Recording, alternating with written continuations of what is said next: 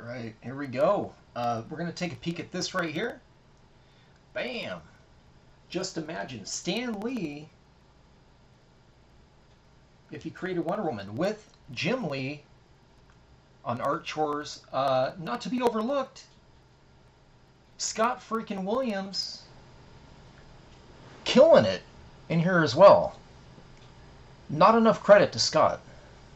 Ever. Ever. I've seen pencils and I've seen ink. Scott Williams, some might say, the true MVP of a lot of his work. Alright. Let's take a peek here. This is great. The artwork in here is pretty fantastic, though. This book feels a whole lot like a Wonder Woman story. So they did a pretty good job with that. It's got the spirit of Wonder Woman for sure.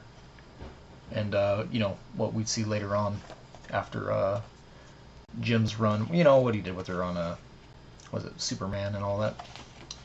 So, anyways, I'm going to have to hold this at an angle. The lighting in my office is kind of weird right now. But yeah, really cool work. It is a square bound. I don't know how many pages this is. Maybe 36 to 48 are Jim. I got to crack the spine. That might be the issue here. I have not opened this book in a decade. Alright. So,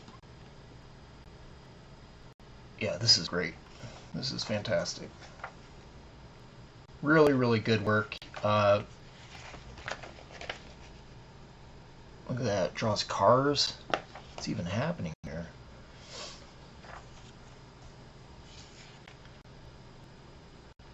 Yeah, really good character art here too. I do like the fact that all these characters look like individuals and don't just look like, you know, a lot of us artists, we're guilty of this. You figured out how to draw one character one way and you kind of stick with it, and every character is that character, just with, you know, a different hat, a mustache, different hairdo.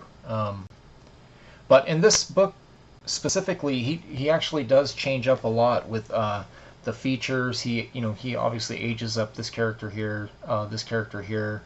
I mean, this, yeah, see a little bit of Spartan going on, but nothing wrong with that.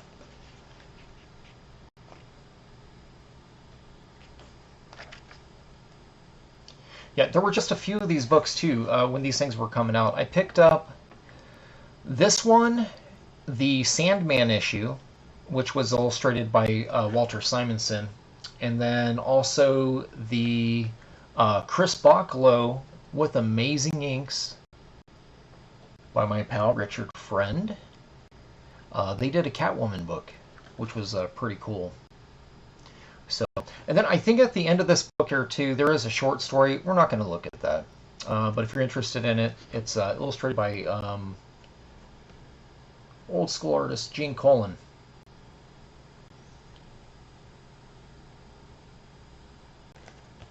Yeah, this stuff's cool. I really dig the shading on this face right here. It's so cool.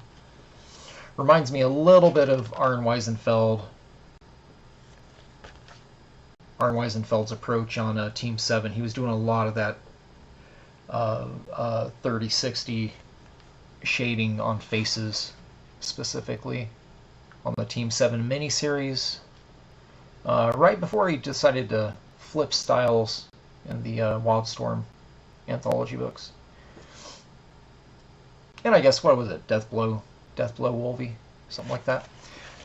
My copy is kind of dirty right here. Okay, so this is really weird. On her legs and stuff here, there's a little bit of like some grit action going.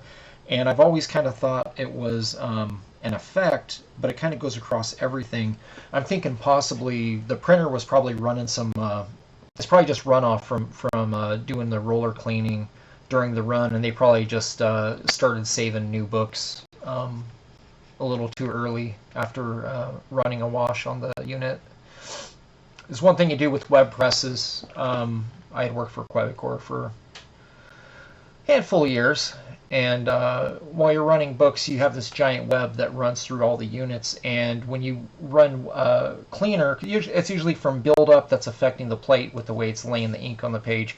It will actually, the runoff actually collects not only behind the unit, but also on the page. So they create a cutoff area. Usually your P2 press operator, whoever, gives a thumbs up to start saving books again when it's clean. And it looks like they let some of this slide, but it's okay. I can still see the line, so I'll have to check out a used copy at the shop if they got one and see if theirs is the same. Might be a file error, but I feel like that might be a runoff thing. And the lighting is really odd. There's something about the lettering that's not really picking up, but all the line art's picking up just fine. It's strange.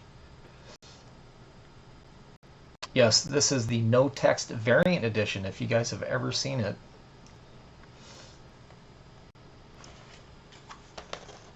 That's a rad shot right there. I like that a lot.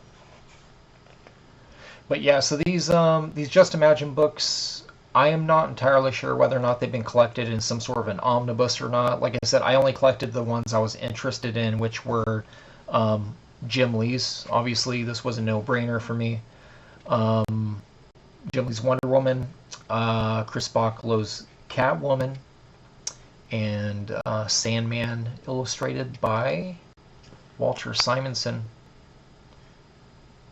And that one was just more for the completist in me. I feel like he didn't really dial in 100% on that one, but it was still a fun-looking book. For a one-off. I'm not entirely sure if DC ran with them after the fact. I was just getting them for the artist at the time.